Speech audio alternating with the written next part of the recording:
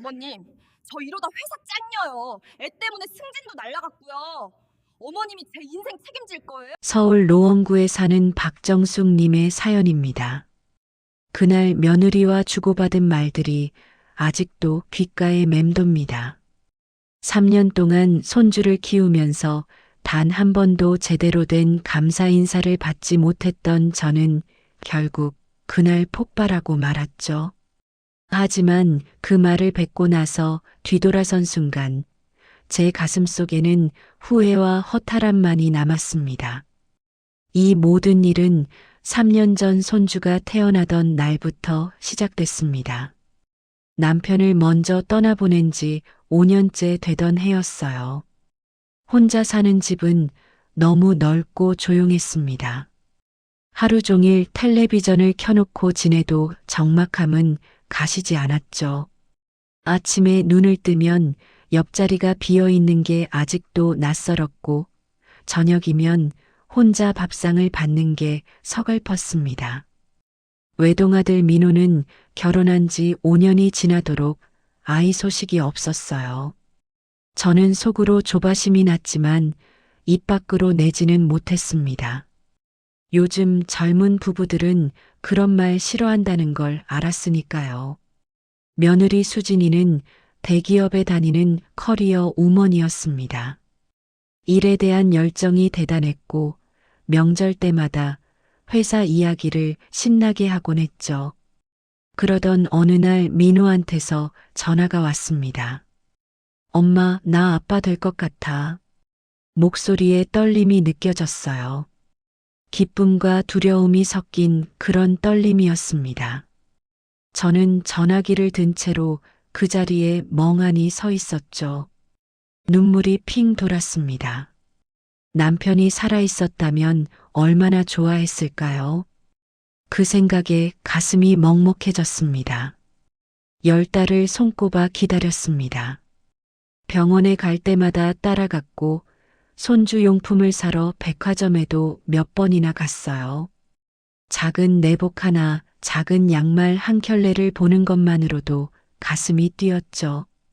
이 작은 옷을 입을 아기가 곧 태어난다는 게 믿기지 않았습니다. 출산 예정일이 다가오자 수진이가 조심스럽게 말을 꺼냈습니다. 어머님, 죄송한데 말씀드릴 게 있어요. 산후조리원 상담을 다녀온 날 저녁이었어요. 아들 내외가 함께 저희 집에 왔습니다. 뭔가 중요한 이야기를 하려는 듯 분위기가 달랐죠. 저희가 산후조리원 알아봤는데요. 2주 있다가 복직하려고요. 수진이의 말에 저는 잠시 멍했습니다. 2주? 출산하고 2주 만에 회사에 나간다고? 수진아, 그렇게 빨리 복직해도 되니?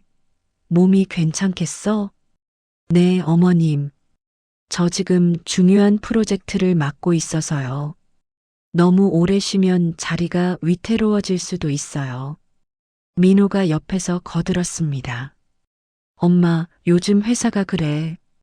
출산 휴가도 눈치 보이고 육아휴직은 거의 불가능하대. 저는 고개를 끄덕였어요. 젊은 사람들 세상이 그렇다는 건 저도 알았습니다. 텔레비전 뉴스에서도 워킹맘들의 어려움에 대해 나오곤 했으니까요. 그래서 말씀인데요, 어머님. 수진이가 제 눈을 똑바로 바라봤습니다. 제가 복직하면 애를 좀 봐주실 수 있으세요? 어린이집은 돌 지나야 보낼 수 있거든요. 순간 머릿속이 하얘졌어요. 돌까지라면 거의 1년입니다. 1년 동안 매일 손주를 봐달라는 이야기였죠. 하지만 입 밖으로는 다른 말이 나왔습니다. 그럼 당연히 봐줘야지. 내가 보면 되지. 민호가 안도의 한숨을 내쉬었습니다. 엄마, 고마워. 진짜 엄마 아니면 누굴 믿고 맡기겠어. 수진이도 환하게 웃었어요. 어머님, 정말 감사해요. 제가 최대한 빨리 퇴근할게요. 그렇게 약속이 됐습니다. 아니, 제가 약속을 해버린 거였죠. 1년이라는 시간이 얼마나 긴지, 신생아를 돌보는 일이 얼마나 힘든지 그때는 몰랐습니다. 아니, 알면서도 모른 척 했는지도 모르겠어요. 손주가 태어나던 날을 평생 잊을 수 없을 것 같습니다. 새벽 3시에 민호한테서 전화가 왔어요. 엄마, 수진이가 진통 시작했어. 황급히 옷을 입고 병원으로 달려갔습니다. 분만실 앞에서 민호는 복도를 왔다 갔다 하며 안절부절 못하고 있었죠. 저도 옆 의자에 앉았지만 가슴이 두근거려서 가만히 있을 수가 없었습니다. 3시간을 기다렸어요. 그리고 드디어 아기 울음소리가 들렸습니다. 응애. 작지만 또렷한 울음소리였습니다. 제 눈에서 눈물이 주르륵 흘러내렸어요. 남편이 돌아가시고 난 뒤 처음으로 기쁨의 눈물을 흘렸죠. 간호사가 아기를 안고 나왔습니다. 할머니, 손주 보실래요? 건강한 손녀예요. 떨리는 손으로 아기를 받아 안았습니다. 3kg도 안 되는 작은 몸이었어요.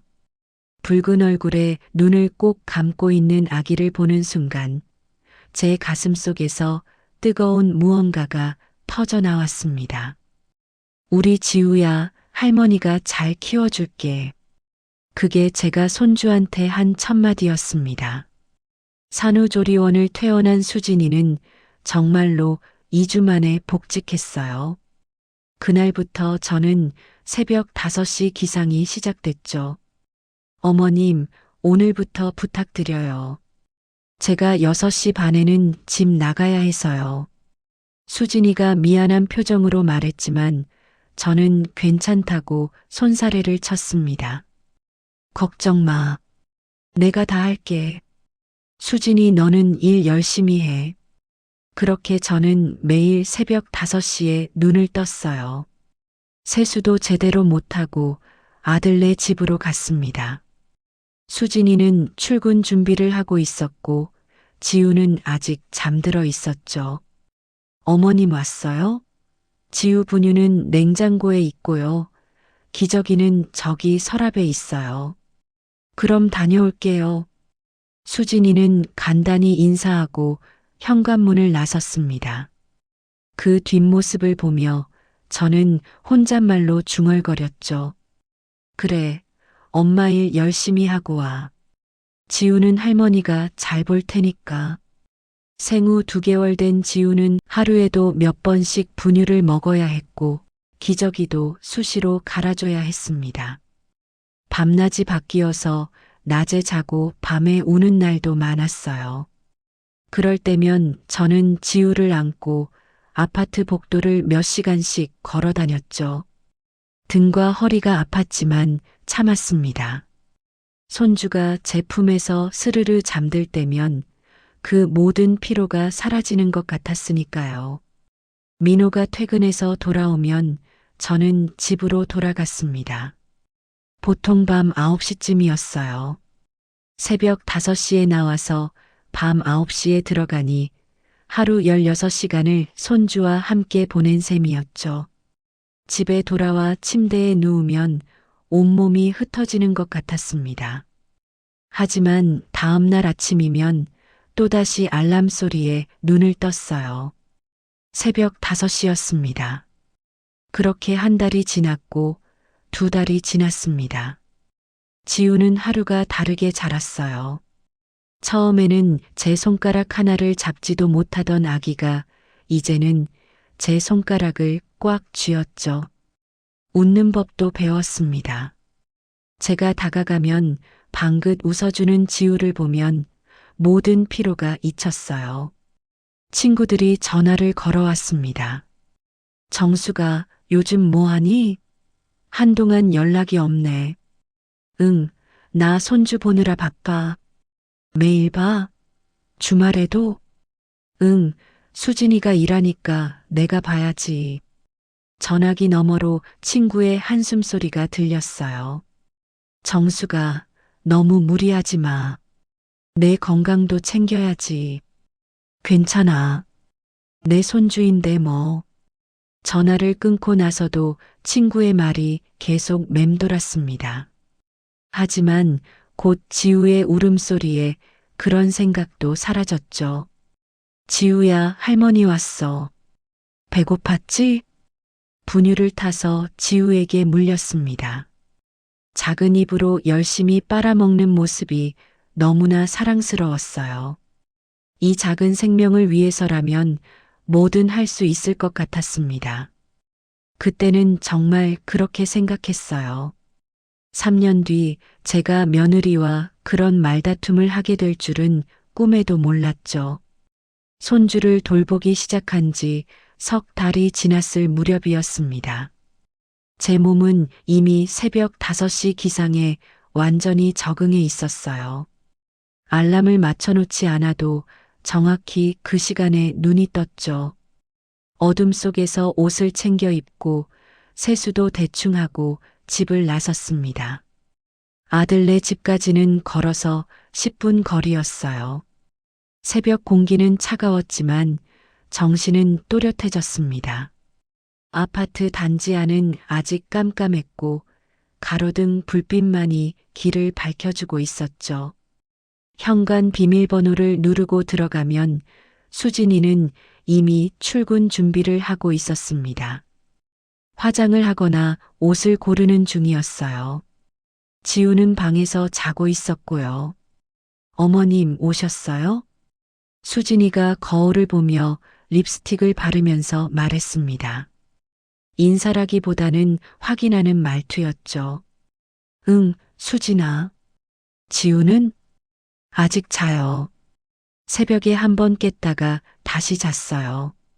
어머님, 오늘 분유 떨어져서 새로 샀어요. 냉장고 문 열면 보일 거예요. 알았어. 그럼 전 출근할게요. 오늘 회의 있어서 일찍 가봐야 해요. 수진이는 가방을 들고 현관으로 향했습니다. 그리고 문을 열다 멈칫하더니 뒤돌아봤어요. 아, 그리고 어머님. 지우 요즘 배변 활동이 불규칙한데 기저귀 자주 확인해 주세요. 그래, 알았어. 현관문이 닫혔습니다. 집안이 고요해졌어요. 저는 지우 방으로 들어갔습니다. 아기 침대에서 지우가 새우잠을 자고 있었죠. 작은 입술을 오물거리며 꿈을 꾸고 있는 것 같았습니다. 그 모습을 보고 있으면 피곤함이 싹 가셨어요. 저는 조심스럽게 지우의 이마에 손을 대봤습니다. 체온은 정상이었죠. 숨소리도 고르고 편안해 보였습니다. 1시간쯤 지났을까요? 지우가 깨기 시작했습니다. 작게 칭얼거리더니 울음을 터뜨렸어요. 지우야, 할머니 왔어. 배고팠지? 지우를 안아 올렸습니다. 기저귀가 축축했어요. 먼저 기저귀부터 갈아줬습니다. 그리고 분유를 탔죠. 물 온도를 확인하고 분유량을 정확히 맞췄습니다. 수진이가 써놓은 유가 노트에 적힌 대로였어요. 지우는 제 품에 안겨 분유를 빨아먹었습니다. 작은 손이 제 손가락을 꽉 쥐었어요. 저는 지우를 내려다보며 웃음을 지었죠. 할머니가 맛있는 거 먹여줄게. 우리 지우 건강하게 자라야지. 분유를 다 먹이고 트림을 시켰습니다. 등을 토닥이자 지우가 꼬록 소리를 냈어요. 그리고 다시 스르르 잠들었죠. 저는 지우를 침대에 눕히고 거실로 나왔습니다. 설거지통에 그릇들이 쌓여 있었어요. 어젯밤 수진이와 민호가 먹고 난 저녁 그릇들이었습니다. 저는 자연스럽게 설거지를 시작했죠. 이것까지 내가 해야 하나? 그런 생각이 스쳐 지나갔지만 곧 고개를 저었습니다. 수진이도 바쁜데 이 정도는 내가 도와줘야지. 그렇게 스스로를 달랬어요. 오전 10시쯤 지우가 다시 깼습니다. 이번에는 기저귀를 갈고 분유를 먹인 뒤 놀이 매트에 눕혔어요. 천장에 매달린 모빌이 돌아가자 지우가 손을 뻗으며 웃었죠. 까꿍. 제가 얼굴을 가렸다 보이자 지우가 깔깔 웃었습니다. 그 웃음소리에 저도 덩달아 기분이 좋아졌어요. 점심시간이 되자 저는 지우를 유모차에 태우고 밖으로 나갔습니다. 아파트 단지 안놀이터로 갔죠. 벤치에 앉아 지우를 무릎에 앉혔습니다. 햇볕이 따스했어요. 옆 벤치에 비슷한 나이 또래의 할머니가 앉아 있었습니다. 역시 손주를 데리고 나온 듯 했어요. 어머, 애기 귀엽네요. 몇 개월 됐어요? 5개월이요. 아이고, 우리 손주랑 비슷하네. 우리는 6개월이에요. 그 할머니와 이야기를 나누기 시작했습니다. 육아 이야기, 며느리 이야기, 손주 이야기. 공통 화제가 많았죠. 그런데 매일 봐주세요? 할머니가 물었습니다. 네, 며느리가 직장 다녀서요. 아이고, 힘드시겠어요. 저는 주 3일만 봐줘요. 나머지는 친정 엄마가 보고. 그 말에 제 마음속에 작은 파문이 일었어요. 주 3일이라니. 저는 주 7일이었습니다. 주말에도 빠짐없이 지우를 봤죠. 주말도 보시나요? 할머니가 다시 물었습니다. 네, 뭐. 며느리가 바쁘니까요. 어머, 그럼 언제 쉬세요? 괜찮아요. 제 손주인데 뭐. 그렇게 대답했지만 마음 한구석이 무거워졌어요. 집으로 돌아오는 길에 제 발걸음이 평소보다 무겁게 느껴졌습니다. 오후 6시쯤 수진이가 퇴근했습니다. 현관문이 열리는 소리가 들렸어요. 어머님 다녀왔어요. 지우는요? 방에서 자고 있어. 수진이는 가방을 던져놓고 곧장 방으로 들어갔습니다. 지우를 보더니 안아 올렸어요. 지우가 깨서 칭얼거렸죠. 엄마 왔어, 지우야. 엄마 보고 싶었어? 수진이가 지우를 꼭 안았습니다. 그 모습을 보던 저는 슬그머니 현관으로 향했어요. 수진아, 나 갈게. 오늘도 수고했어. 네, 어머님. 조심히 들어가세요. 수진이의 대답은 건성이었습니다. 지우만 보고 있었죠. 저는 현관문을 닫고 복도로 나왔어요. 집으로 돌아가는 10분이 하루 중 가장 길게 느껴지는 시간이었습니다. 온종일 손주를 보고 나면 온몸이 쑤셨어요. 허리가 특히 아팠죠. 지우를 안고 달래는 시간이 하루에도 몇 시간씩 됐으니까요. 집에 도착해서 현관문을 열고 들어서면 텅 빈 집이 저를 맞았습니다. 불도 켜지지 않은 어두운 거실. 저는 전등 스위치를 켰어요. 냉장고를 열어봤습니다. 아침에 먹다 남은 김치찌개가 있었어요. 전자레인지에 데워서 밥 한 공기와 함께 상에 올렸죠. 혼자 먹는 저녁이었습니다. 밥을 먹다가 문득 남편 생각이 났어요. 남편이 살아있었다면 지금쯤 같이 저녁을 먹고 있었겠죠. 손주 이야기도 하고 오늘 있었던 일도 이야기하고 그런 생각을 하니 젓가락을 들고 있던 손에 힘이 빠졌습니다. 설거지를 하고 샤워를 했어요.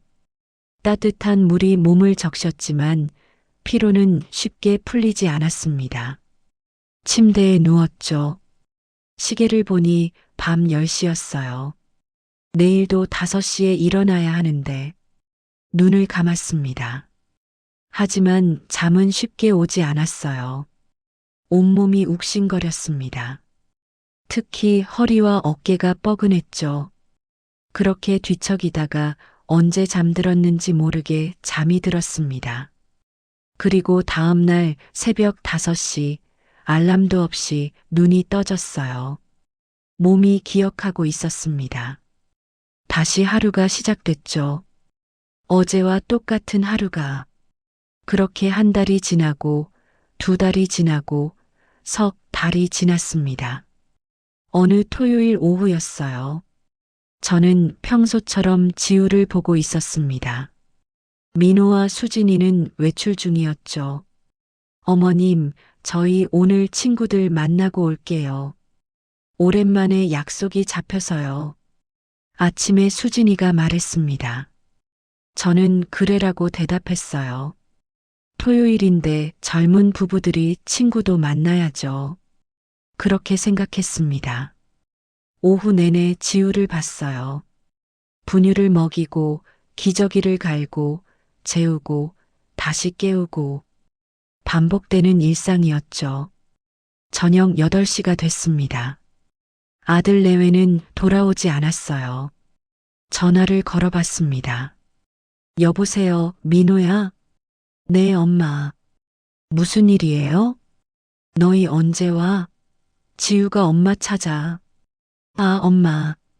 우리 좀 더 있다가 갈게. 오랜만에 친구들 만났거든. 그래도 애가. 엄마, 지우 좀 더 봐줘. 우리 10시쯤 들어갈게. 전화가 끊겼습니다.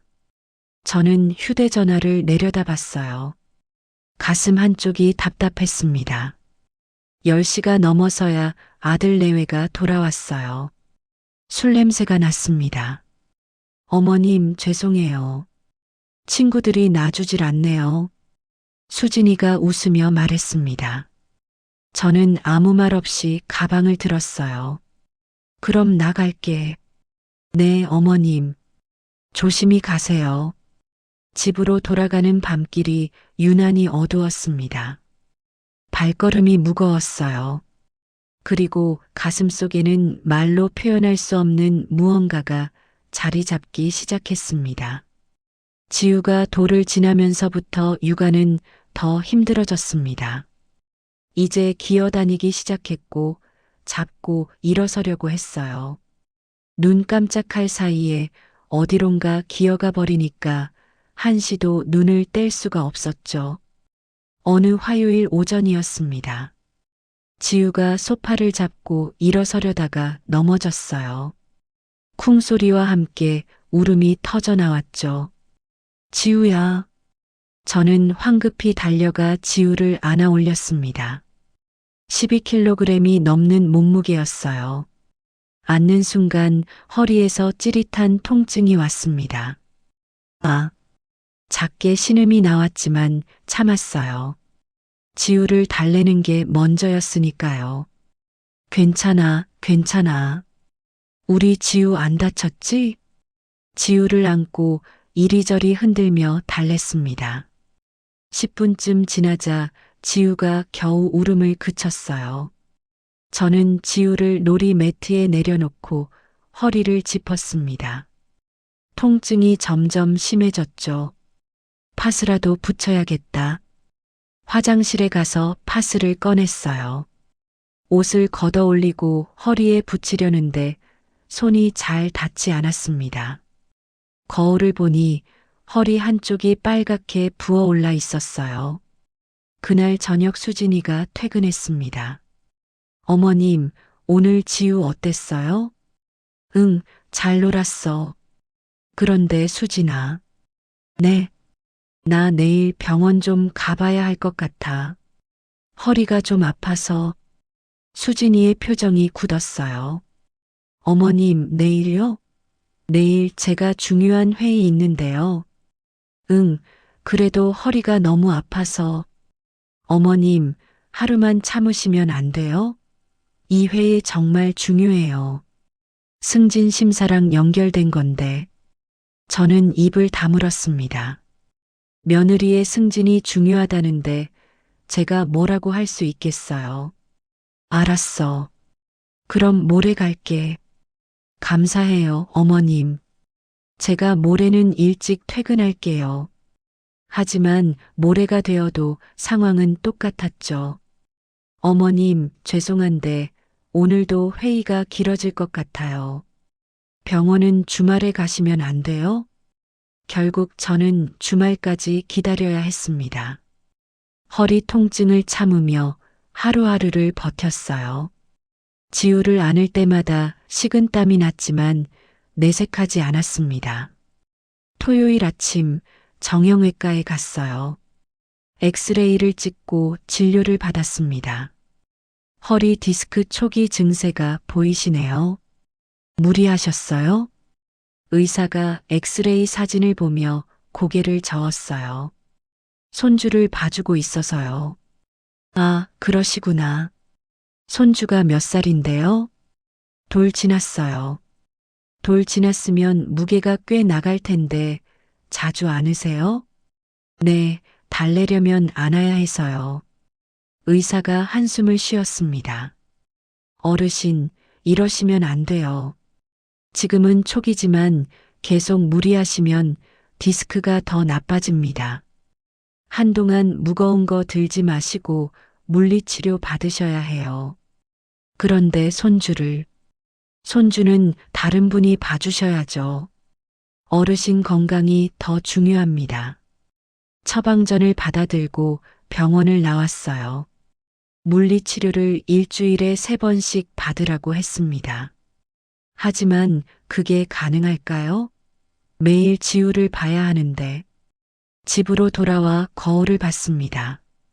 몇 달 사이에 제 얼굴이 많이 늙어 보였어요. 눈 밑에는 다크서클이 짙게 깔려 있었고 뺨도 푹 꺼진 것 같았죠. 월요일 아침 저는 수진이에게 조심스럽게 말을 꺼냈습니다. 수진아, 나 병원 갔다 왔는데 의사 선생님이 좀 쉬래. 네. 어머님 많이 아프세요? 허리 디스크래. 물리치료 받으래. 수진이가 잠시 말이 없었어요. 그러더니 한숨을 쉬었죠. 어머님, 그럼 어떡해요? 저 회사 다녀야 하는데. 그러니까 당분간은. 어머님, 수진이가 제 말을 끊었습니다. 어머님이 안 봐주시면 저 어떡해요? 지우 아직 어린이집도 못 가는데. 어머님, 조금만 더 참아주시면 안 돼요? 그 말에 저는 할 말을 잃었어요. 조금만 더 참으라고요? 허리가 끊어질 것 같은데? 수진아, 그래도 내 건강이. 어머님은 집에만 계시잖아요. 저는 회사 다니면서 지우 키우고 살림하고 다 하는. 어머님은 지우만 봐주시면 되는 거잖아요. 귀를 의심했습니다. 지우만 봐주면 된다고요? 하루 종일 기저귀 갈고 밥 먹이고 재우고 달래는 게 지우만 보는 것이라고요? 수진아, 나도 사람이야. 아프면. 어머님, 저도 지금 힘들어요. 회사에서 눈치 보이고 승진해서 밀리고 이러다 제가 회사 잘리면 그때는 어머님이 책임지실 거예요? 그 말이 마치 칼처럼 제 가슴을 찔렀습니다. 책임을 지라고요? 제가요? 알았어. 그 말밖에 할 수 없었어요. 수진이는 그제야 표정이 풀렸습니다. 감사해요, 어머님. 제가 빨리 승진하면 형편이 나아질 거예요. 그럼 어머님한테 용돈도 더 드리고요. 용돈이 문제가 아니었습니다. 저는 돈이 필요한 게 아니었어요. 그냥 고맙다는 말 한마디, 수고한다는 말 한마디면 됐죠. 그날부터 저는 허리 보호대를 차고 지우를 받습니다. 약국에서 산 보호대였어요. 그래도 지우를 안을 때마다 허리에서 찌릿한 통증이 왔죠. 물리치료는 받지 못했습니다. 일주일에 3번씩 병원에 가려면 수진이한테 말해야 하는데 또 눈치가 보였어요. 대신 파스를 매일 붙였습니다. 진통제도 먹었어요. 그렇게 버텼죠. 어느 목요일 오후였습니다. 지우가 낮잠을 자는 사이 저는 소파에 앉아 있었어요. 허리가 너무 아파서 움직일 수가 없었습니다. 친구 영숙이한테서 전화가 왔어요. 정수가 오늘 우리 동창회 있는 거 알지? 올 거지? 깜빡했습니다. 고등학교 동창 모임이 오늘이었어요. 영수가 미안. 나 못 갈 것 같아. 왜? 무슨 일 있어? 지우 봐야 해서. 정수가 동창회가 몇 달에 한 번인데 하루쯤은 며느리가 보면 안 돼? 수진이가 회사 다녀서. 아니, 정수가. 토요일 모임인데 토요일도 내가 봐? 응. 전화기 너머로 영숙이의 한숨소리가 들렸어요. 정수가 너 너무 당하고 사는 거 아니야? 내 인생도 있잖아. 괜찮아. 내 손주인데 뭐. 손주는 맞는데 너무 무리하지 마. 건강 챙겨야지. 전화를 끊고 나서 한참을 멍하니 앉아 있었습니다. 동창회에 가고 싶었어요. 친구들도 보고 싶었죠. 하지만 수진이한테 말할 엄두가 나지 않았습니다. 저녁에 수진이가 퇴근했어요. 어머님, 내일 토요일인데 저희 회사 워크숍 있어요. 아침 일찍 나가야 해서 지우 아침밥 좀 부탁드려요. 응. 그리고 저녁 늦게 들어올 것 같아요. 저녁도 먹이고 재워주시면 안 돼요? 토요일 하루 종일 지우를 보라는 이야기였습니다. 아침부터 밤까지. 수진아, 나도. 네. 어머님 뭐라고 하셨어요? 아니야.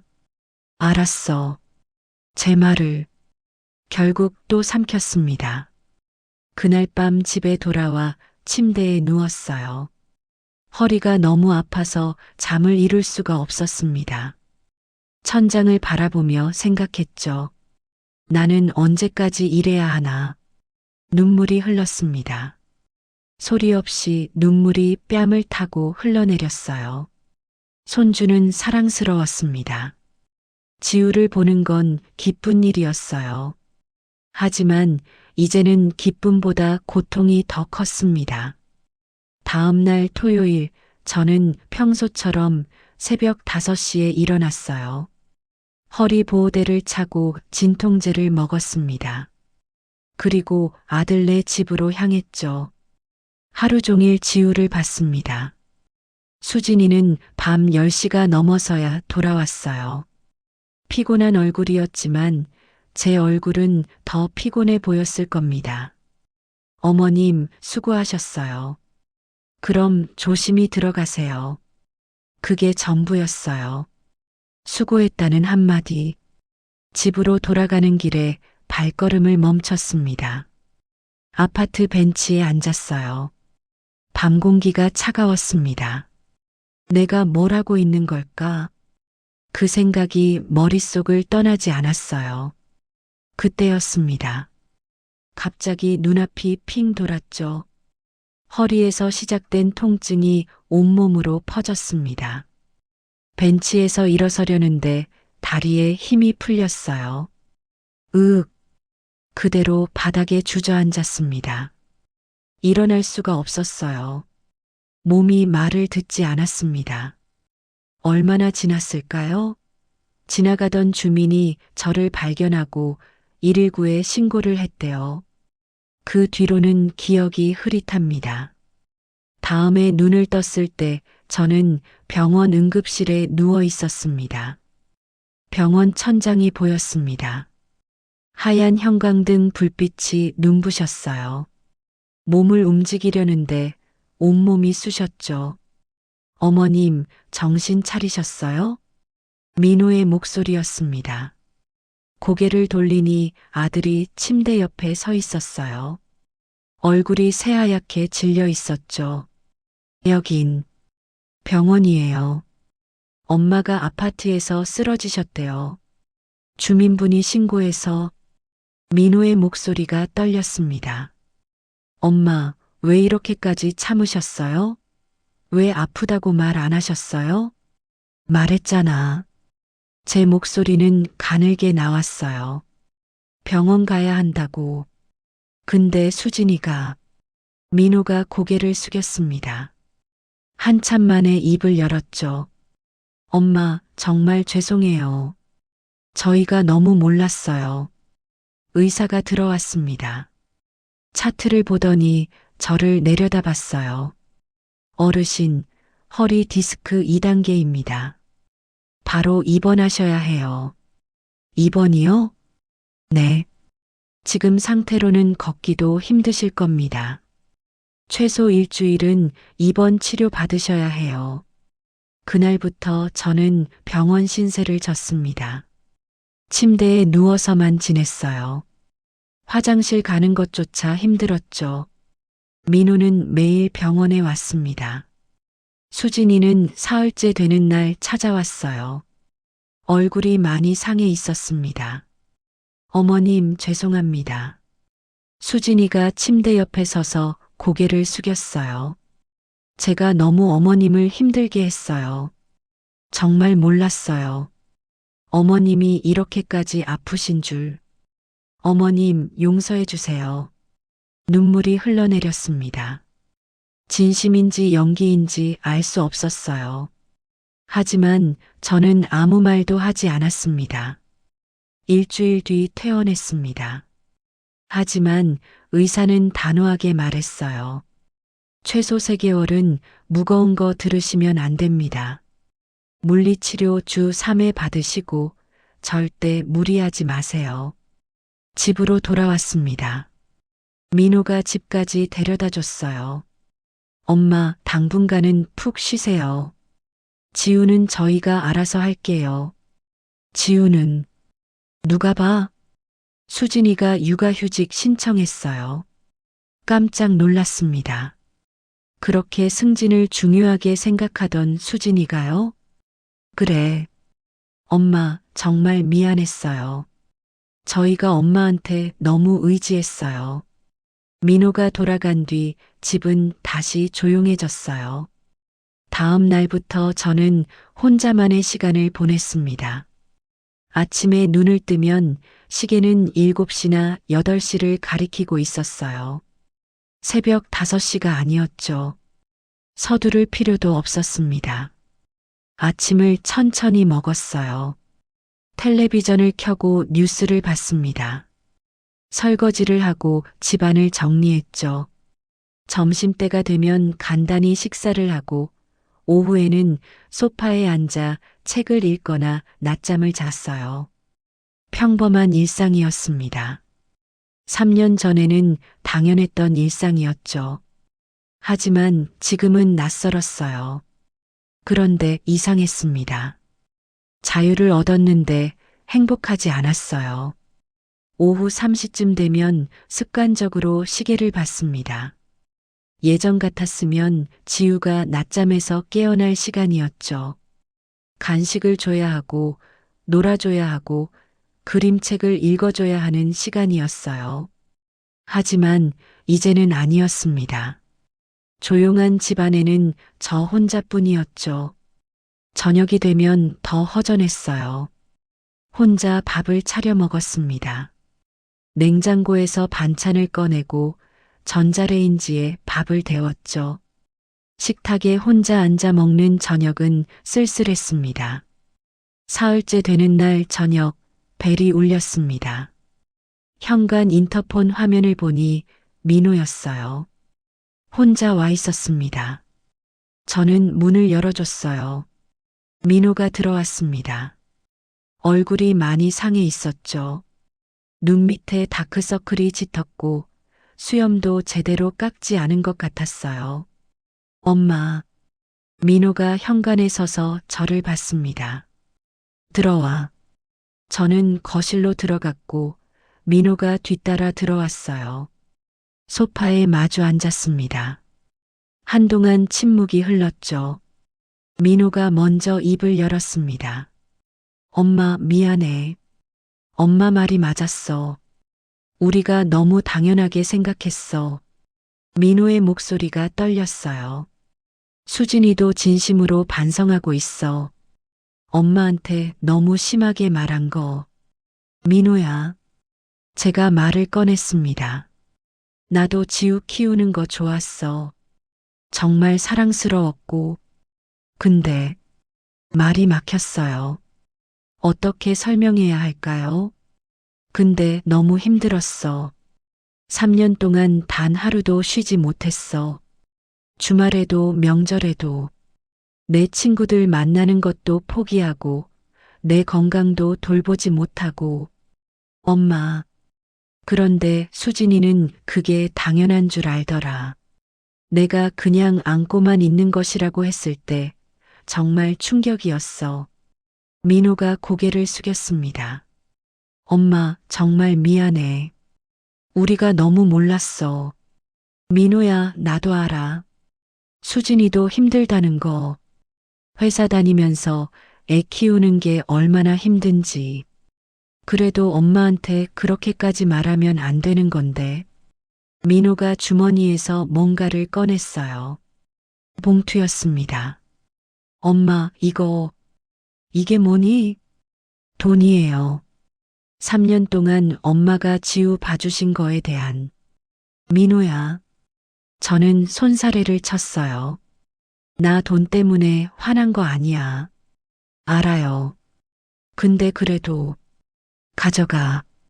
나한테 필요한 건 돈이 아니었어. 민호가 봉투를 도로 주머니에 넣었습니다. 엄마, 그럼 다시 지우 좀 봐줄 수 있어? 그 질문에 저는 대답하지 못했어요. 민호야, 나 지금 허리가 많이 안 좋아. 의사 선생님이 3개월은 무거운 거 들지 말래. 그럼 3개월 뒤에는? 모르겠어. 솔직한 대답이었습니다. 정말 모르겠었어요. 3개월 뒤에 다시 지우를 볼 수 있을지. 엄마, 우리 진짜 반성했어. 수진이도 회사에 육아휴직 신청했어. 그건 들었어. 그리고 지우도. 엄마, 지우가 계속 할머니 찾아. 가슴이 철렁했습니다. 할머니 어디 갔냐고 계속 물어봐. 밥도 잘 안 먹고. 수진이가 어린이집 상담도 받아봤는데 지우가 적응을 못할 것 같대. 지우 얼굴이 떠올랐어요. 제품에 안겨 방긋 웃던 얼굴이. 할머니라고 부르며 달려오던 모습이. 민호야, 나도 지우 보고 싶어. 정말 보고 싶어. 목이 메었습니다. 근데 다시 예전처럼은 못할 것 같아. 나도 나이가 있잖니. 건강도 안 좋고. 엄마, 우리가 달라질게. 주말에는 우리가 볼게. 그리고 엄마가 아프시면 언제든 말씀하셔. 엄마 건강이 제일 중요해. 민호의 말이 진심처럼 들렸어요. 하지만 믿어도 될까요? 또다시 예전으로 돌아가는 건 아닐까요? 민호야, 나 생각할 시간 좀 줘. 지금 당장은 대답 못하겠어. 알았어, 엄마. 민호가 일어섰습니다. 엄마, 천천히 생각하셔. 우리 기다릴게. 민호가 돌아간 뒤 저는 소파에 앉아 한참을 생각했어요. 지우가 보고 싶었습니다. 정말 보고 싶었어요. 작은 손으로 제 손가락을 잡던 모습, 제품에 안겨 잠들던 모습, 할머니라고 부르며 웃던 모습. 하지만 동시에 두려웠습니다. 다시 그 고된 나날로 돌아가는 게. 며칠이 더 지났어요. 일주일이 됐습니다. 물리치료를 받으러 병원에 다녔습니다. 주 3회씩 치료를 받으니 허리가 조금씩 나아지는 게 느껴졌어요.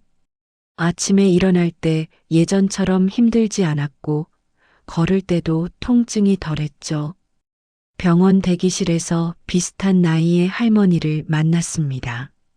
무슨 일로 오셨어요? 할머니가 물었어요. 허리요. 손주 봐주다가. 아이고, 저도 똑같아요. 손주 돌봐주다가 허리 나갔어요. 할머니가 한숨을 쉬었습니다. 요즘 며느리들은 애 낳고 바로 일하러 가잖아요. 그럼 시어머니가 볼 수밖에 없고, 맞아요. 근데 고맙다는 말은 잘 안 하더라고요. 당연한 줄 알고. 그 말에 공감이 됐어요. 저도 그래서 이제 안 봐주기로 했어요. 할머니가 단호하게 말했습니다. 며느리가 어린이집 보낸대요. 저는 이제 제 인생 살 거예요. 후회 안 하세요? 손주는 보고 싶죠? 근데 제 건강이 더 중요해요. 제가 쓰러지면 누가 저 돌봐줘요? 할머니의 말이 제 가슴에 와닿았습니다. 집으로 돌아오는 길에 아파트 놀이터를 지나갔어요. 아이들이 놀고 있었습니다. 그중 한 아이가 지우처럼 보였죠. 발걸음이 멈췄습니다. 자세히 보니 지우가 아니었어요. 하지만 비슷한 나이 또래의 여자아이였습니다. 그 아이를 보는데 눈물이 났어요. 지우가 너무 보고 싶었습니다. 집에 돌아와 휴대전화를 들었습니다. 민호한테 전화를 걸까 하다가 멈췄어요. 아직 마음을 정하지 못했으니까요. 그날 밤 잠이 오지 않았습니다. 천장을 바라보며 계속 생각했어요. 지우를 다시 봐야 할까요? 아니면 이대로 끝내야 할까요? 지우는 보고 싶었습니다. 손주니까요. 제 피가 섞인 아이니까요. 하지만 제 건강도 중요했어요. 제가 쓰러지면 아무도 저를 돌봐주지 않을 테니까요. 그리고 또 한 가지, 수진이와의 관계도 걱정이었습니다. 예전처럼 돌아가면 또다시 그런 말들을 듣게 되지 않을까요? 새벽 2시가 됐어요. 여전히 잠은 오지 않았습니다. 결국 침대에서 일어나 거실로 나왔어요. 불을 켜고 소파에 앉았습니다. 탁자 위에 놓인 액자가 눈에 들어왔어요. 지우 돌잔치 때 찍은 사진이었습니다. 지우가 한복을 입고 웃고 있었고 제가 옆에서 지우를 안고 있었죠. 사진 속 제 얼굴은 행복해 보였습니다. 정말 행복했었어요. 그때는 액자를 들고 한참을 바라봤습니다. 그러다 문득 깨달았죠. 사랑한다고 무조건 희생하는 게 아니라는 걸. 나를 지켜야 남도 사랑할 수 있다는 걸. 만약 다시 지우를 본다면 이번에는 달라야 했습니다. 제 건강을 챙기면서 제 삶도 살면서 그러면서 손주를 사랑하는 방법을 찾아야 했어요. 그게 가능할까요? 수진이가 정말 달라질까요? 민호가 중간에서 제대로 역할을 해줄까요? 확신은 없었습니다. 하지만 한 가지는 확실했어요. 예전처럼은 절대 안 된다는 것. 일주일이 더 지났습니다. 허리는 많이 나아졌어요. 물리치료 덕분이었을까요? 아니면 무거운 걸 들지 않아서였을까요? 통증이 거의 사라졌습니다.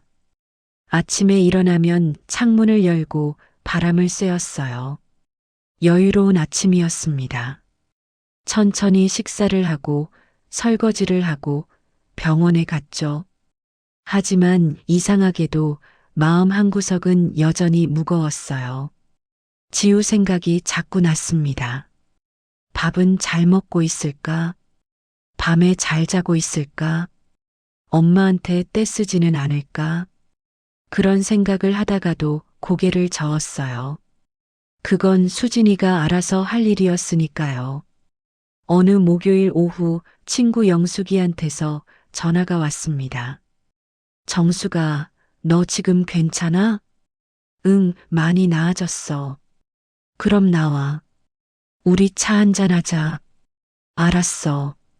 동네 카페에서 영숙이를 만났어요. 영숙이는 제 얼굴을 보더니 안도의 표정을 지었습니다. 얼굴이 좀 펴졌네. 그동안 진짜 죽상이었어. 그랬어? 응. 너 지난번에 봤을 때 10년은 늙어 보이더라. 영숙이가 커피를 주문하고 자리에 앉았어요. 그래, 며느리한테서 연락 왔어? 민호가 왔었어. 며칠 전에. 뭐래?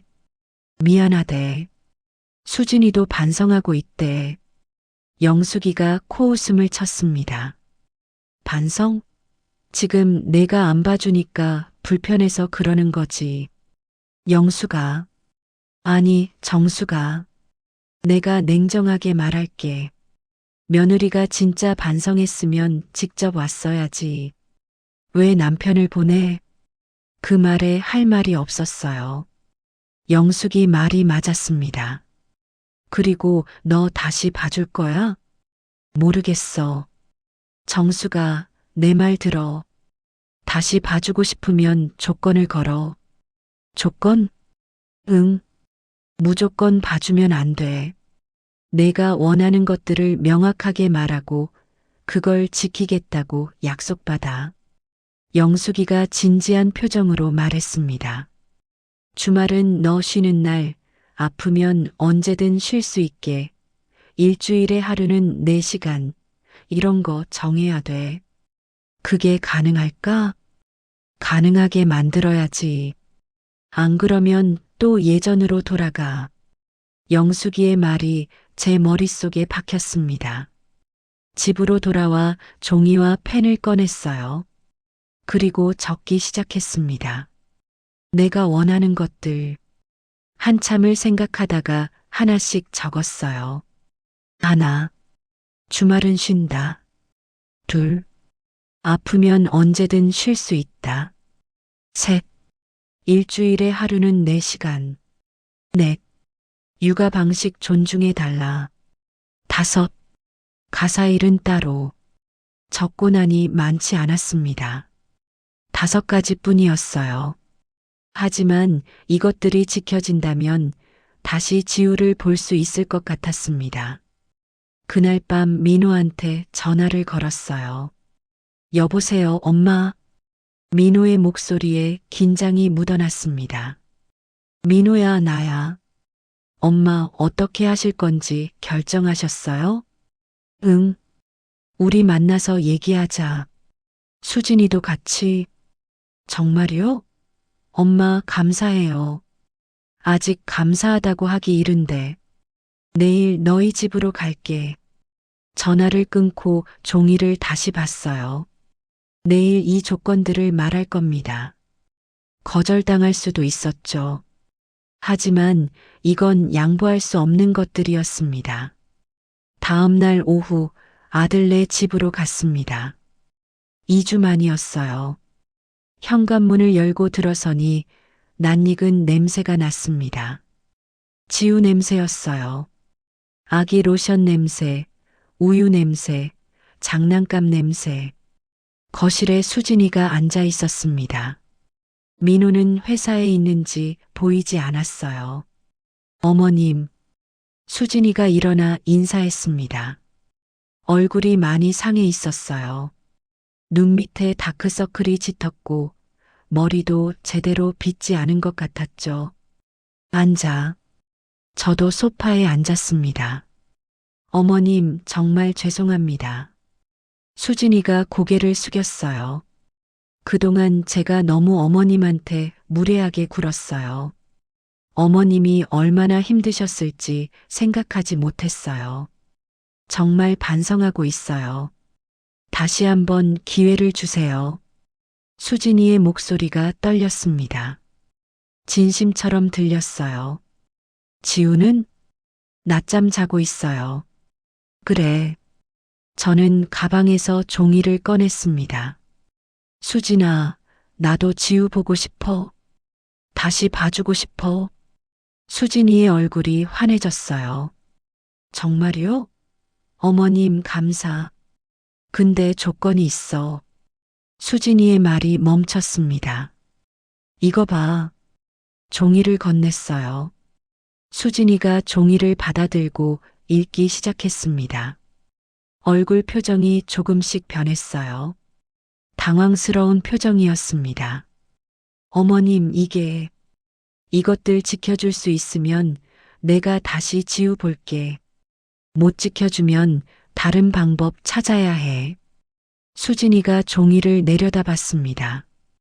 한참을 말이 없었어요. 어머님, 주말에 쉬시는 건 저희가 주말에도 일이 있을 때가 있는데요. 그럼 다른 사람 알아봐. 나는 주말에 쉴 거야. 그리고 일주일에 하루는 내 시간이야. 내가 친구도 만나고 내 일도 하고 싶어. 수진이가 입술을 깨물었습니다. 어머님, 그럼 저는... 수진아, 제 목소리가 단호했어요. 나도 내 인생이 있어. 3년 동안 내 인생 다 포기하고 지우만 봤어. 이제는 안 돼. 하지만 어머님, 제가 회사 다니는데 어떡해. 그건 내가 해결할 일이야. 어린이집 보내든지 아니면 내가 육아휴직 하든지. 수진이의 얼굴이 굳었어요. 어머님, 제가 육아휴직하면 승진에서 완전히 밀려요. 그럼 승진이 중요해? 지우가 중요해? 둘 다 중요하죠. 그럼 둘 다 할 방법을 찾아야지. 나한테만 의지하지 말고. 수진이가 종이를 꽉 쥐었습니다. 손이 떨리고 있었어요. 어머님, 이건 너무한 거 아니에요? 너무해?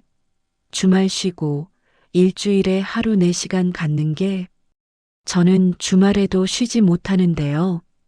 수진이의 목소리가 높아졌습니다. 그건 내가 선택한 거잖아. 일하면서 애 키우기로. 어머님도 선택하신 거잖아요. 손주 봐주기로. 맞아. 근데 그게 내 인생 전부를 포기하라는 뜻은 아니었어. 둘 사이에 침묵이 흘렀어요. 팽팽한 긴장감이 느껴졌습니다. 그때 방에서 울음소리가 들렸습니다. 지우였어요. 으앙.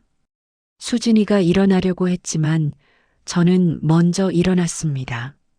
내가 볼게. 방문을 열고 들어갔어요. 지우가 침대에서 울고 있었습니다. 지우야. 제 목소리를 듣자 지우가 고개를 돌렸어요. 그리고 눈이 커졌습니다. 할미. 지우가 제게 손을 뻗었습니다. 할머니라고 부르는 거였어요. 그래, 할머니 왔어.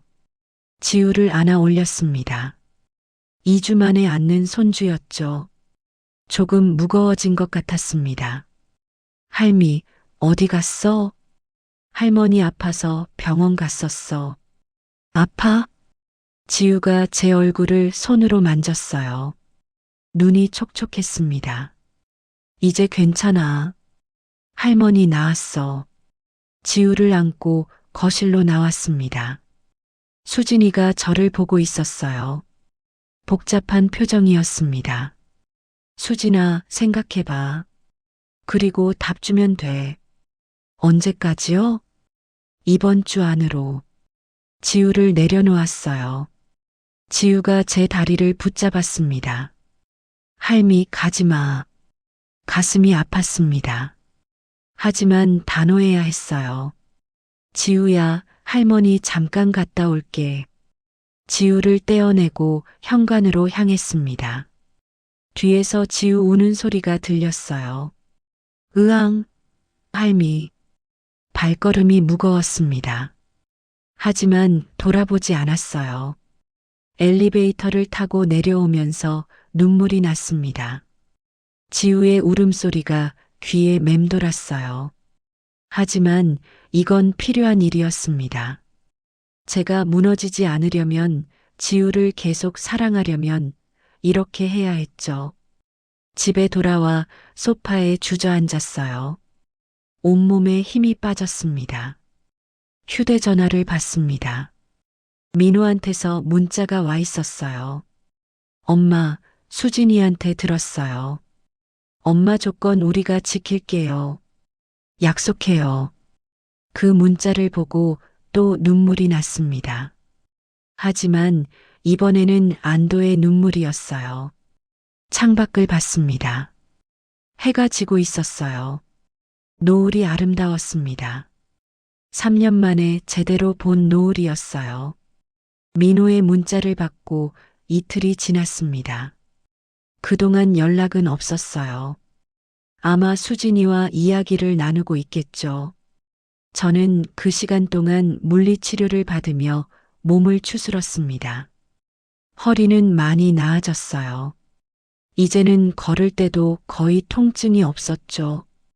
그런데 이상했습니다. 몸은 나아지는데 마음은 불안했어요. 정말 달라질 수 있을까요?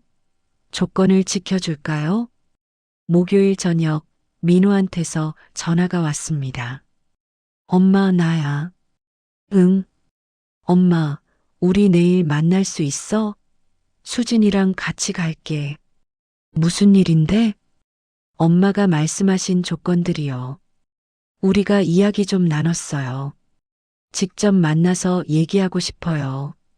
가슴이 두근거렸습니다. 알았어. 몇 시에? 오후 2시쯤 엄마 집으로 갈게요. 다음 날 오후 저는 집 정리를 했어요.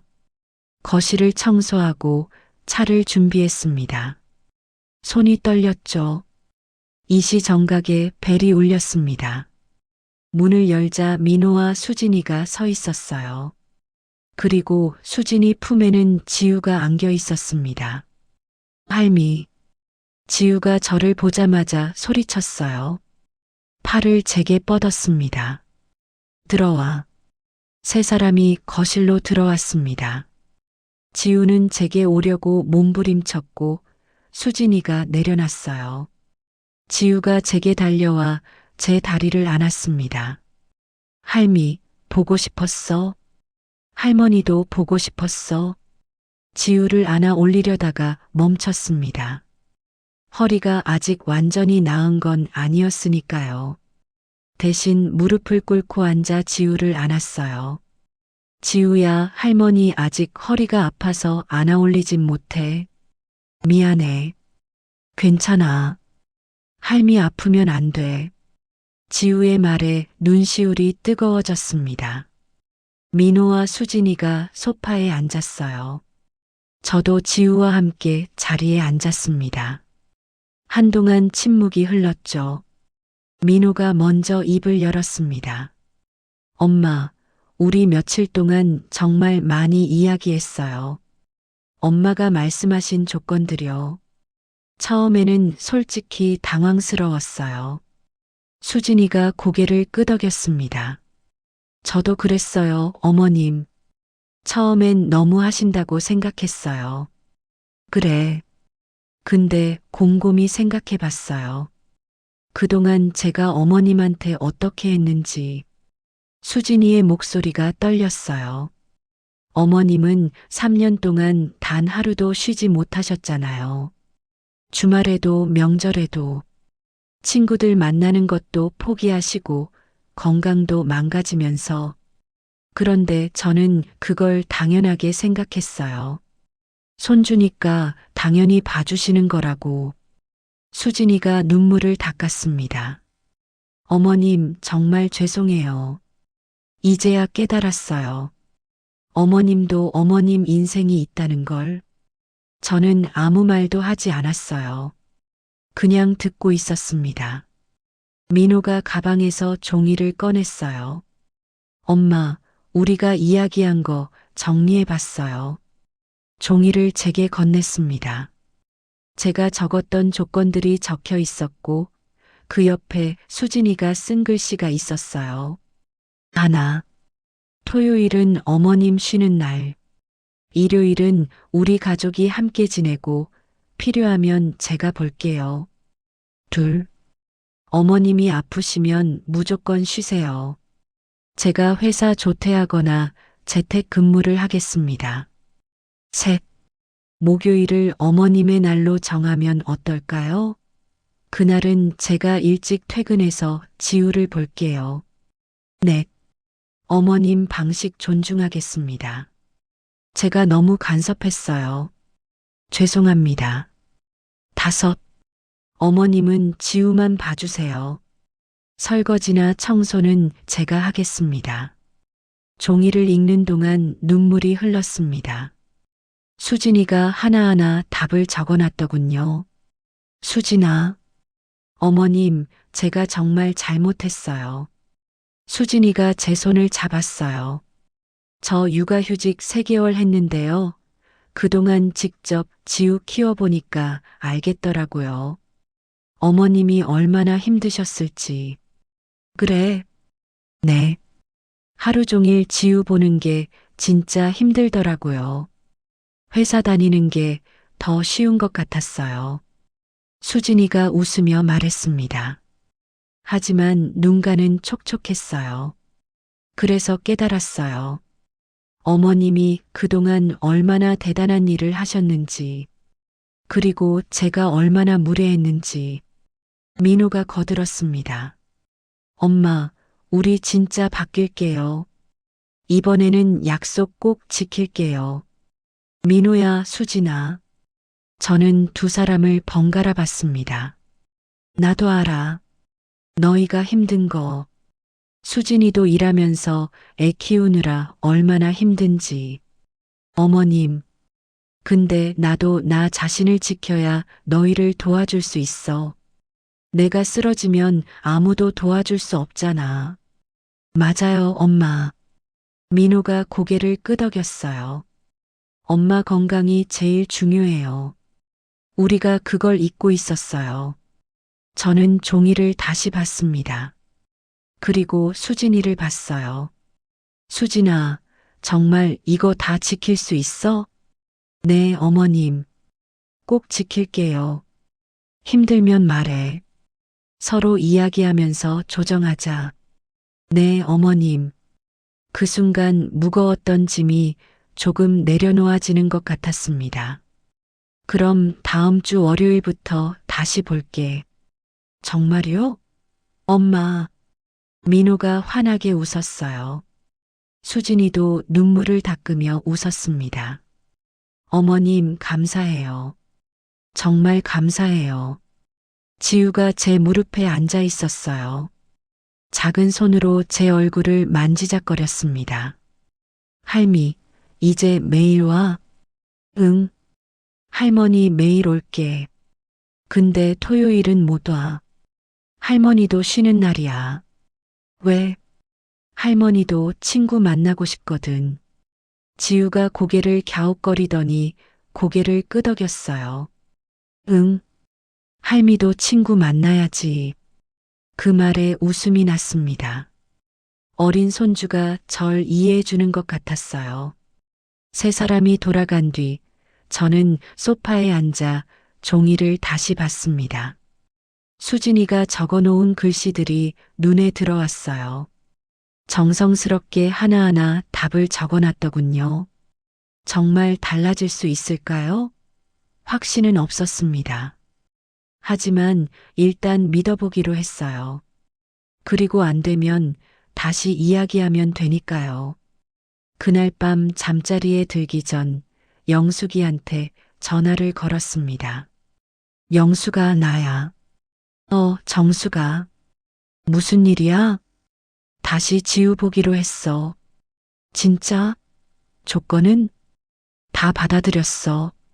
수진이가 하나하나 답 적어줬어. 와, 대단한데? 정수가 잘했어. 영숙이의 목소리에 기쁨이 묻어났어요. 근데 영수가 정말 잘한 걸까? 당연하지. 넌 내가 원하는 걸 당당하게 말했잖아. 그게 잘못된 거야? 아니긴 한데. 좀 미안하기도 하고. 미안할 거 없어. 너도 내 인생 살 권리 있어. 손주 사랑하는 거랑 내 인생 포기하는 건 다른 거야. 고마워, 영수가. 그래. 이번엔 너무 무리하지 마. 약속 안 지키면 바로 말하고. 응, 그럴게. 전화를 끊고 창밖을 봤어요. 밤하늘에 별이 총총했습니다. 다음 주 월요일부터 다시 지우를 보게 됩니다. 하지만 이번에는 달라요. 제 조건으로, 제 방식으로, 제 건강을 지키면서 혹시 또 힘들어지면 이야기할 겁니다. 참지 않고, 속으로 사귀지 않고, 그게 저를 지키는 방법이고, 지우를 계속 사랑할 수 있는 방법이니까요.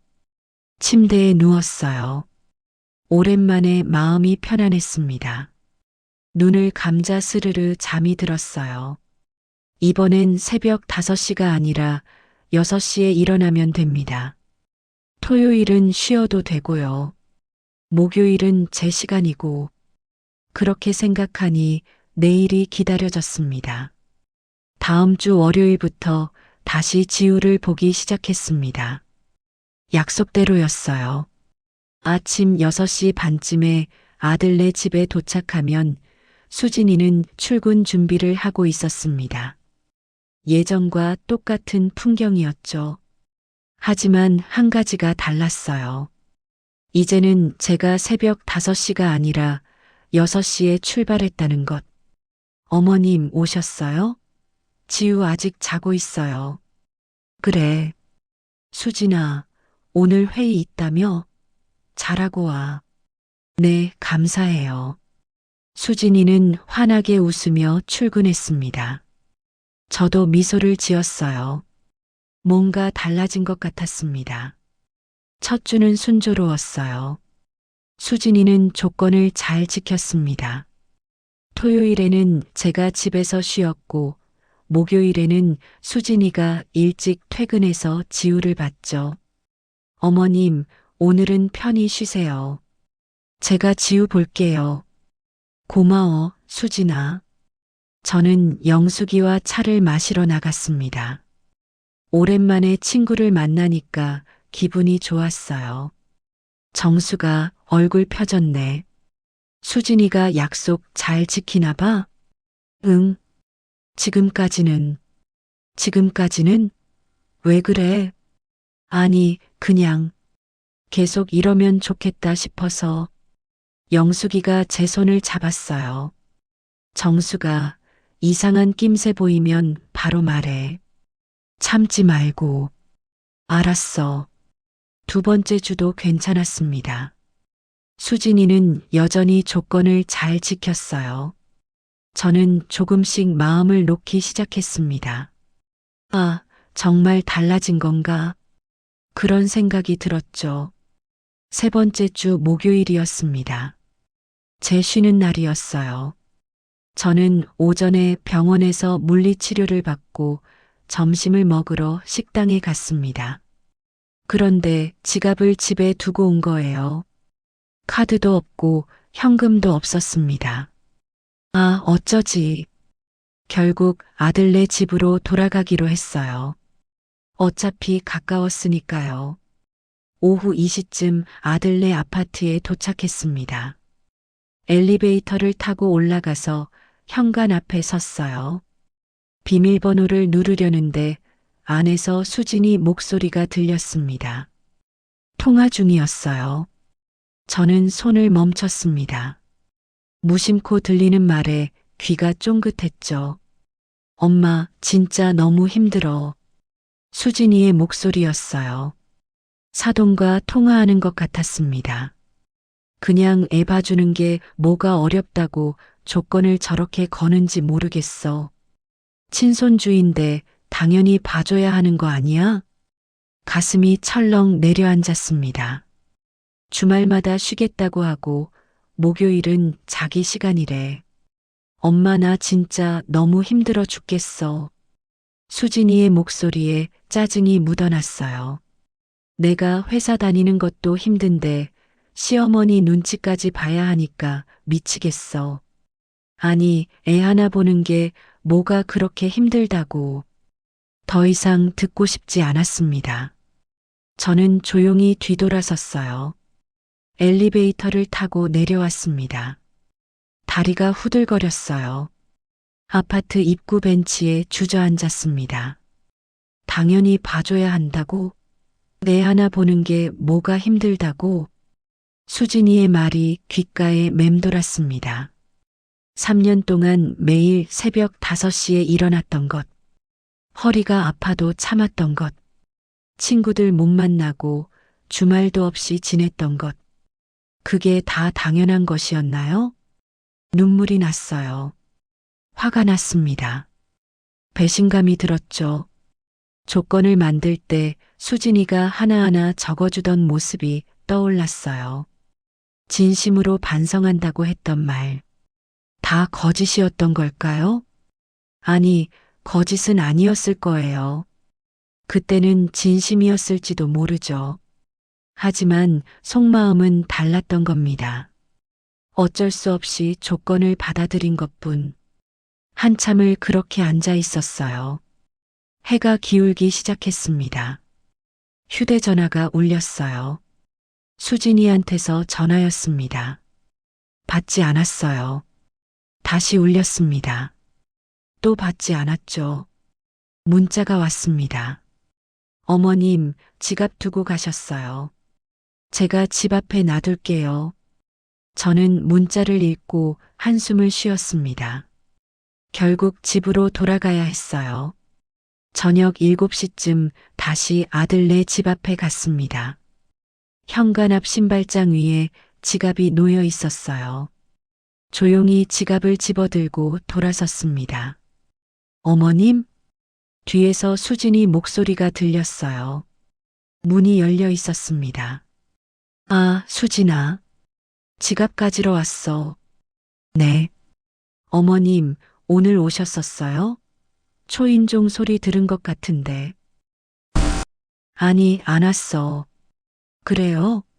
제가 잘못 들었나 봐요. 수진이는 의심 없이 웃었습니다. 어머님, 내일 뵈어요. 응. 집으로 돌아왔어요. 저녁도 먹지 않았습니다.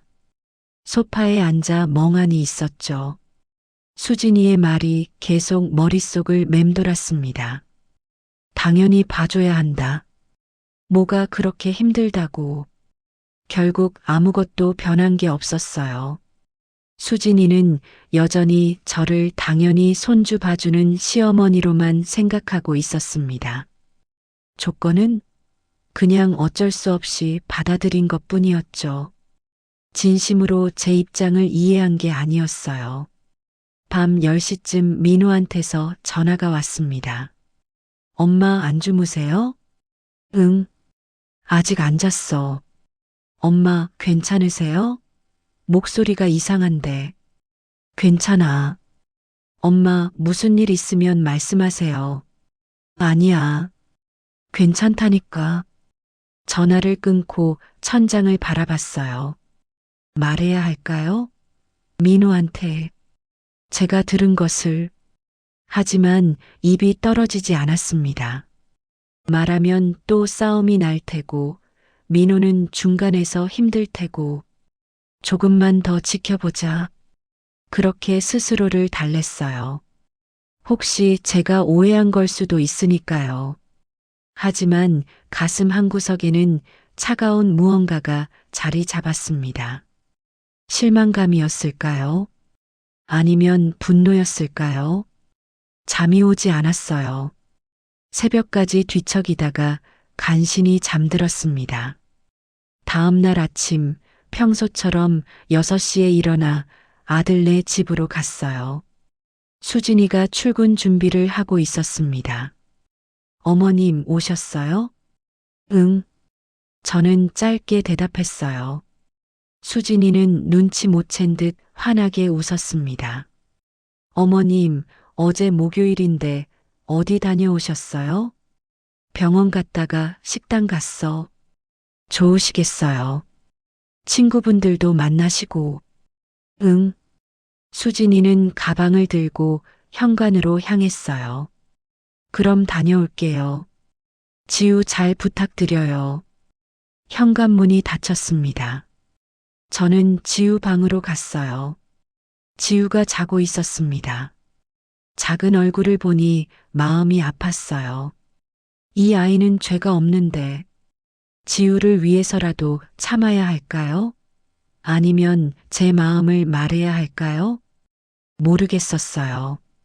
정말 모르겠었습니다. 하지만 한 가지는 확실했어요. 수진이는 변하지 않았다는 것. 겉으로만 조건을 지킬 뿐, 속으로는 여전히 저를 당연히 봐줘야 하는 시어머니로 생각하고 있다는 것. 그날 하루 종일 마음이 무거웠습니다. 지우를 보면서도 웃음이 나오지 않았어요. 저녁에 집으로 돌아와서도 계속 생각했습니다. 어떻게 해야 하지? 대답은 나오지 않았어요. 그저 답답함만 가슴에 쌓여갔습니다. 그날 이후로 일주일이 지났습니다. 저는 아무렇지 않은 척 했어요. 평소처럼 지우를 봤습니다. 수진이한테도 평소처럼 대했죠. 하지만 마음속에는 계속 무언가가 걸렸어요. 수진이가 전화로 한 말이 자꾸 떠올랐습니다. 당연히 봐줘야 한다. 뭐가 그렇게 힘들다고. 그 말들이 가시처럼 박혀서 빠지지 않았어요. 목요일이었습니다. 제 쉬는 날이었죠. 오전에 친구들을 만나기로 했어요. 영숙이네 집에서 모임이 있었거든요. 정수가 요즘 괜찮아? 영숙이가 차를 따르며 물었습니다. 응, 괜찮아. 얼굴이 안 좋은데? 무슨 일 있어? 별일 없어? 저는 말하지 않았습니다. 아직은. 모임을 마치고 오후 3시쯤 집으로 돌아왔어요. 그런데 현관 앞에 낯선 구두가 놓여 있더군요. 여자 구두였어요. 누구지? 문을 열고 들어가니 거실에서 목소리가 들렸습니다. 수진이 목소리, 그리고 중년 여자 목소리. 수진아, 그러니까 내가 너무 착해서 문제야. 시어머니한테 그렇게까지 할 필요 없어. 엄마. 저는 현관에 멈춰 섰어요. 사돈이었습니다. 아니, 무슨 조건을 그렇게 걸어? 주말에 쉰다. 목요일은 자기 시간이다. 친손주 봐주는 게 당연한 거지. 가슴이 쿵 내려앉았습니다. 저는 숨을 깊이 들이쉬었어요. 그리고 신발을 벗으며 일부러 소리를 냈습니다. 거실이 조용해졌습니다. 어머님? 수진이가 황급히 나왔어요. 뒤에서 중년 여자도 따라 나왔습니다. 어머님 오셨어요? 저희 엄마가 오셔서. 안녕하세요. 인사가 돌아왔습니다. 하지만 표정은 그리 곱지 않았어요. 네, 안녕하세요. 저도 인사했습니다. 어머님, 차 드릴게요. 수진이가 급히 주방으로 갔어요. 저와 사돈만 거실에 남았습니다. 어색한 침묵이 흘렀죠. 먼저 입을 연 건 상대 쪽이었습니다. 사돈, 우리 수진이가 얼마나 힘든지 아세요? 대기업 다니면서 애 키우는 게 얼마나 힘든데요. 그런데 무슨 조건을 그렇게 많이 거세요? 목소리가 날카로웠습니다. 친손주 봐주는 게 당연한 거 아닙니까? 당연하다고요? 제 목소리도 떨렸습니다. 네, 당연하죠. 저도 3년 동안 당연하다고 생각했어요. 저는 상대를 똑바로 봤어요. 그러다가 쓰러졌어요. 허리 디스크로 응급실 실려갔죠. 잠시 말을 멈추는 모습이 보였습니다. 그래도 제 건강이 망가져도 당연한 거예요? 하지만 며느리가 돈 벌어오는데 시댁에서 도와줘야죠. 저도 제 인생이 있어요. 제 목소리가 커졌어요. 손주 하나 보는 게 뭐가 그렇게 힘들다고 그래요?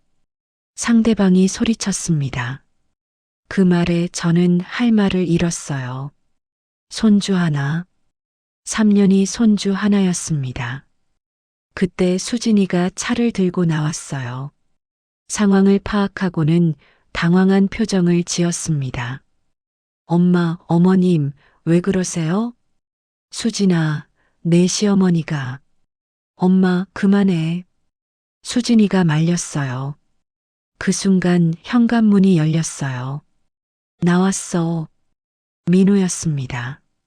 평소보다 일찍 퇴근한 모양이에요. 민호가 거실로 들어오더니 분위기를 눈치챘습니다. 무슨 일이에요? 민호야. 사돈이 민호를 봤어요. 내 엄마가 우리 수진이한테 너무 심하게 대하는 거 아니니? 무슨 조건을 그렇게 많이 걸어? 민호의 얼굴이 굳었어요. 장모님, 민호의 목소리가 낮아졌습니다. 엄마가 3년 동안 지우 봐주셨어요. 단 하루도 쉬지 않고요. 그래서 그게 대단한 일이야? 손주 봐주다가 쓰러진 거예요. 허리 디스크로 응급실 갔어요. 민호가 상대를 똑바로 봤습니다. 장모님, 죄송하지만 엄마가 조건 거신 게 당연해요. 뭐라고? 엄마도 엄마 인생 사실 권리 있어요. 얼굴이 붉어지는 게 보였습니다. 민호야, 내가 지금 장모한테 이래? 수진이가 민호 팔을 잡았어요. 여보, 그만해. 우리 엄마한테 왜 그래? 수진아. 민호가 수진이를 봤습니다. 장모님 앞에서 우리 엄마 얘기를 그렇게 하는 거야? 수진이의 얼굴이 창백해졌습니다. 뭔 소리야? 애 하나 보는 게 뭐가 어렵다고 조건을 저렇게 거냐고 했지? 나 다 들었어. 민호가 저를 봤습니다. 저는 고개를 끄덕였어요. 수진이가 눈물을 흘렸습니다. 여보, 겉으로는 조건 지킨다고 해놓고 뒤에서는 엄마 욕하고. 이게 맞아? 민호의 목소리가 차갑게 식었어요. 사돈이 끼어들었습니다. 민호야, 우리 수진이가 잘못한 건 맞지만 장모님도 똑같으세요. 그럼 장모님이 봐주시면 안 돼요? 네, 네. 장모님 손주이기도 하잖아요. 할 말을 잃은 표정이었어요. 거실이 조용해졌습니다. 저는 가방을 들었어요. 나 집에 갈게. 엄마, 너희끼리 알아서 해. 저는 현관문을 열고 나갔습니다. 뒤에서 수진이 우는 소리, 무언가 소리치는 소리, 민호가 말리는 소리가 들렸어요. 하지만 돌아보지 않았습니다. 엘리베이터를 타고 내려오면서 눈물이 났어요. 이제 정말로 끝입니다. 집으로 돌아와 소파에 주저앉았습니다. 온몸에 힘이 빠졌어요. 휴대전화가 미친 듯이 울렸습니다. 민호한테서 전화가 10통도 넘게 왔어요. 문자도 쌓여갔죠. 하지만 저는 받지 않았습니다. 휴대전화를 꺼버렸습니다. 창밖을 봤어요. 해가 지고 있었습니다. 정말 이렇게 끝나는 건가? 눈물이 났습니다. 하지만 후회는 없었어요. 다음 날 아침 휴대전화를 켰습니다. 부재중 전화가 30통이 넘었어요. 문자도 가득했습니다. 엄마, 어제는 정말 죄송했어요. 엄마, 다시 한 번만 기회를 주세요. 하지만 마지막 문자가 눈에 들어왔어요. 엄마, 나 지금 수진이랑 큰일 났어요. 제발 전화 좀 받아요. 가슴이 철렁했습니다. 민호한테 전화를 걸었어요. 여보세요, 엄마. 민호의 목소리가 급했습니다. 민호야, 무슨 일이야? 수진이가 이혼하재요. 뭐라고? 엄마가 지우 안 봐주면 자기는 회사 그만둬야 한대요. 그러니까 엄마를 설득하라고. 근데 나는 그럴 수 없다고 했어요. 민호의 목소리가 떨렸습니다. 그랬더니 수진이가 그러는 거예요. 엄마 아니면 나냐고.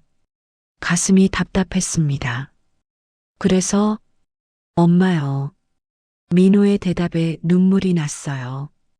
수진이가 지금 친정으로 갔어요. 지우 데리고 이혼 이야기까지 나왔고요. 민호야, 엄마, 나 어떻게 해야 해요?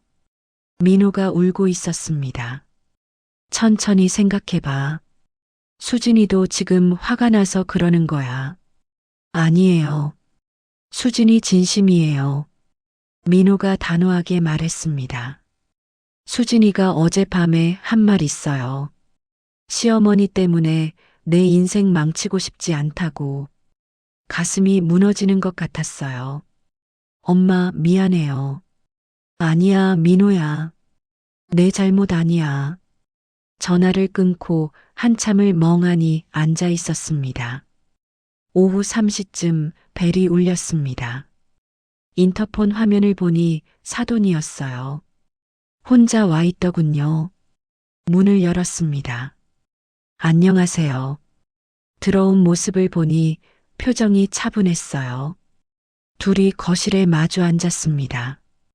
한동안 침묵이 흘렀죠. 먼저 입을 연 건 상대 쪽이었어요. 사돈, 어제는 제가 너무 심했습니다. 고개를 숙이는 모습이 보였습니다. 집에 가서 생각해 봤어요. 3년 동안 얼마나 고생하셨는지. 죄송합니다. 사과였습니다. 저도 이해해요.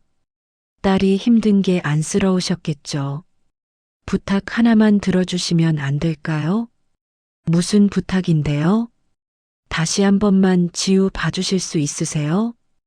예상했던 말이었어요. 제가 수진이한테 단단히 이야기했어요. 조건도 꼭 지키라고 했고요. 제 손을 잡는 손길이 느껴졌어요. 제발 부탁드립니다. 우리 애들 이혼하게 하지 말아주세요. 저도 원하지 않아요. 하지만 저는 더 이상 못 봐요. 한숨이 나왔어요. 제가 볼게요. 뜻밖의 말이었습니다. 네. 제가 지우 볼게요. 대신해요. 그러시겠다고요? 네. 제가 보면 되잖아요. 하지만 사돈 댁도 힘드실 텐데. 괜찮아요. 제 딸인데 어쩌겠어요. 계속 울고 있었어요. 저는 복잡한 마음이었습니다. 그쪽에서 본다면 제가 안 봐도 되겠죠. 하지만 과연 버틸 수 있을까요? 생각해 보세요. 손주 키우는 게 얼마나 힘든지. 알아요. 근데 어쩌겠어요. 제 딸인데. 일어서는 모습이 보였습니다. 오늘은 이만 가볼게요. 그리고 정말 죄송했습니다. 문이 닫혔습니다. 저는 소파에 앉아 한참을 생각했어요. 그쪽에서 봐준다면, 그럼 저는 안 봐도 되는 건가요? 휴대전화가 울렸습니다. 민호한테서였어요. 엄마, 장모님 다녀가셨죠? 응. 장모님이 지우 봐주신대요. 그렇게 말씀하시더라. 엄마, 그럼. 민호야. 제 목소리가 단호했어요. 나는 이제 안 볼 거야. 엄마. 미안하지만 나는 더 이상 못해. 알겠어요, 엄마. 민호가 조용히 말했습니다. 엄마, 사랑해요. 나도 사랑해, 민호야. 전화를 끊고 창밖을 봤어요. 해가 지고 있었습니다. 지우와의 시간도, 며느리와의 관계도, 모든 게 끝났습니다. 한 달이 지났습니다. 민호한테서 가끔 연락이 왔어요. 주말에 혼자 집에 들렀습니다. 엄마, 잘 지내세요? 응, 잘 지내. 차 한 잔 마시고 이런저런 이야기를 나누고 그렇게 헤어졌죠. 어느 토요일 오후였습니다. 영숙이한테서 전화가 왔어요. 정수가, 오늘 시간 돼? 우리 영화 보러 갈까? 좋아. 오랜만에 극장에 갔습니다. 영화를 보고 저녁도 먹고 집에 돌아오니 밤 9시였어요. 현관문을 열고 들어서니 불이 켜져 있더군요. 민호가 와 있었어요. 엄마 왔어요? 민호야, 어쩐 일이야? 그냥 엄마 보고 싶어서요. 민호의 얼굴이 수척해 보였습니다. 밥은 먹었어? 아직이요. 내가 해줄게. 저는 부엌으로 가서 김치찌개를 끓였습니다. 자, 먹어. 감사합니다, 엄마. 민호가 천천히 먹었습니다. 민호야. 네, 엄마. 수진이는 어때? 민호가 숟가락을 내려놨어요. 잘 지내요. 지우는 장모님이 봐주고 계세요. 근데 장모님이 한 달 만에 손들었어요. 허리 다치셨대요. 가슴이 철렁했습니다. 많이 다치셨어? 디스크 초기래요. 엄마처럼. 그래서 지금은 수진이가 육아휴직 연장했어요. 승진은 완전히 날아갔고요. 민호가 한숨을 쉬었어요. 우리 이혼은 안 하기로 했어요. 근데 엄마 예전 같지가 않아요.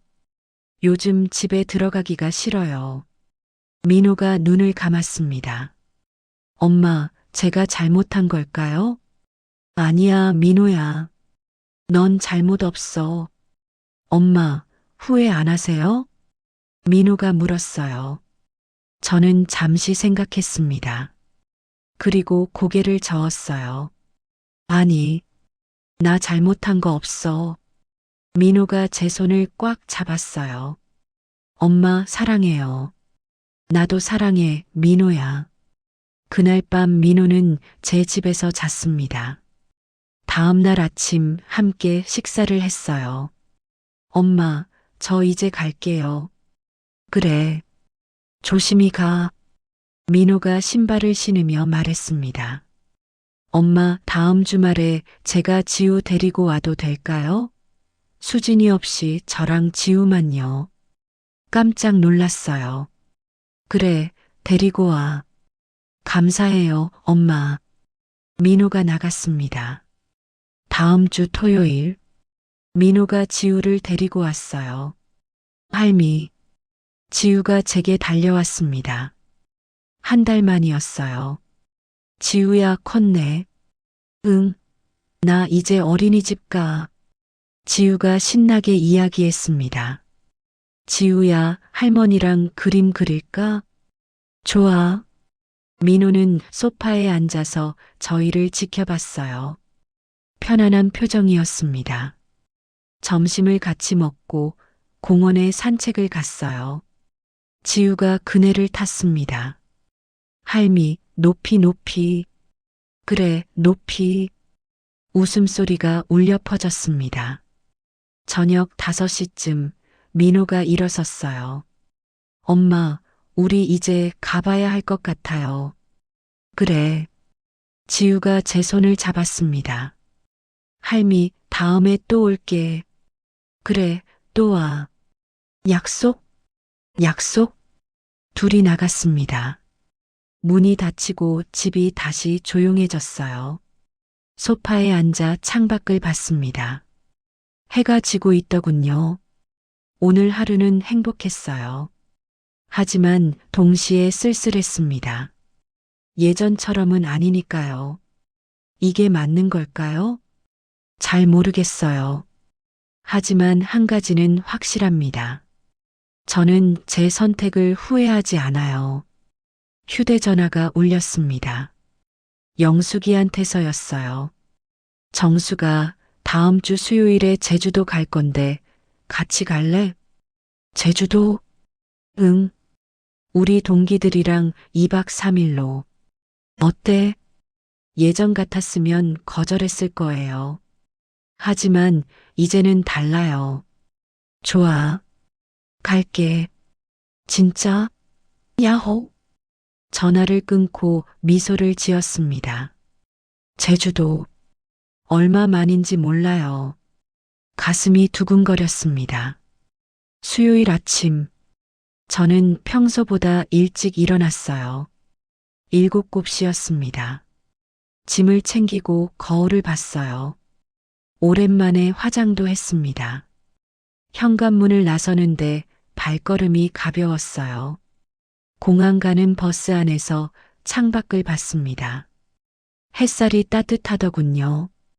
영숙이가 문자를 보냈습니다. 정수가 공항 도착했어. 커피 사놨으니까 빨리 와. 저는 웃으며 답장을 보냈어요. 조금만 기다려. 금방 갈게. 버스는 계속 달렸습니다. 창밖으로 서울이 멀어지고 있었어요. 새로운 시작. 늦었지만 이제부터라도. 서울 노원구에 사는 박정숙 님의 사연이었습니다. 가족이라는 이름으로 모든 걸 참아야 할까요? 정답은 없습니다. 다만 한 가지는 확실해요. 자신을 지키는 것, 그건 잘못이 아닙니다.